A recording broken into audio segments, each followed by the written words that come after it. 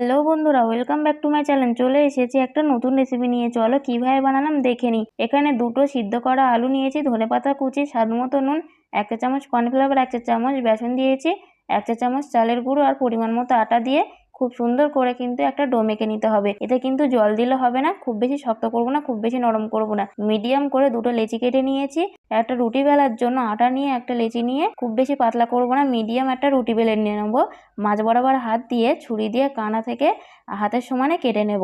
কাটা হয়ে গেলে সাইডে থেকে যেই আটাগুলো থাকবে সেই আটাগুলোকে আস্তে আস্তে তুলে নিতে হবে, যাতে হাতের ওগুলো খুব সহজেই তুলে নেওয়া যায়। পিছন দিক থেকে হালকা করে টান দিলেই উঠে যাবে। হালকা গরম তেল হয়ে গেলে তাতে দিয়ে দেবো 5 থেকে 10 মিনিট আগে লো ফ্লেমে উল্টে পাল্টে ভেজে তুলে নিচ্ছি। আরো কয়েকটা একইভাবে আমি ভেজে নিয়েছি। ভেজে তুলে নিয়েছি, দেখতেই পাচ্ছ কত সুন্দর দেখতে লাগছে। বাড়িতে একবার হলেও বানিয়ে খেয়ে দেখবেন, অসাধারণ লাগবে। ভালো লাগলে লাইক, কমেন্ট, সাবস্ক্রাইব করতে ভুলো না কিন্তু।